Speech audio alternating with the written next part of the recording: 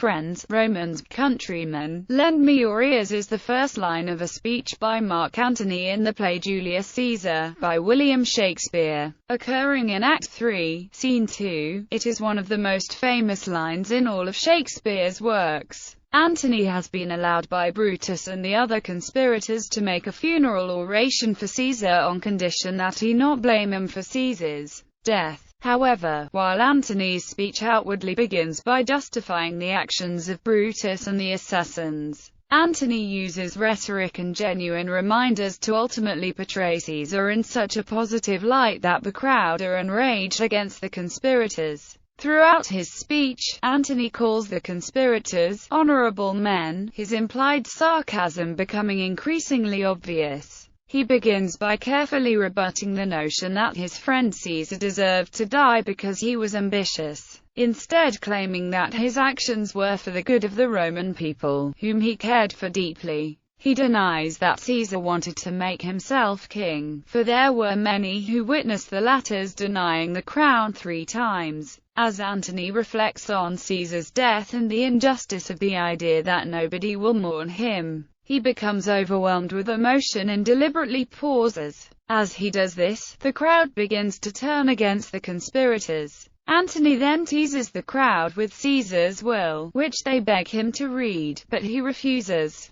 Antony tells the crowd to have patience, and expresses his feeling that he will wrong the honorable men whose daggers have stabbed Caesar, if he is to read the will. The crowd, increasingly agitated, calls the conspirators traitors, and demands that Antony read out the will. Instead of reading the will immediately, however, he focuses the crowd's attention on Caesar's body, pointing out his wounds and stressing the conspirators' betrayal of a man who trusted them. In particular the betrayal of Brutus. In response to the passion of the crowd, Antony denies that he is trying to agitate them but contrasts Brutus, an orator, with himself, a plain, blunt man, implying that Brutus has manipulated him through deceitful rhetoric. He claims that if he were as eloquent as Brutus he could give a voice to each of Caesar's wounds that should move the stones of Rome to risen mutiny. After that Antony deals his final blow by revealing to the crowd Caesar's will, in which to every Roman citizen he gives, to every several man 75 drachmas, as well as land. He ends his speech with his dramatic flourish. Here was a Caesar, whence comes such another? At which point the crowd begin to riot and search out the assassins with the intention of killing them. Antony then utters to himself, "Now let it work. Mischief, thou art afoot. Take thou what course thou wilt," as an icon of rhetoric.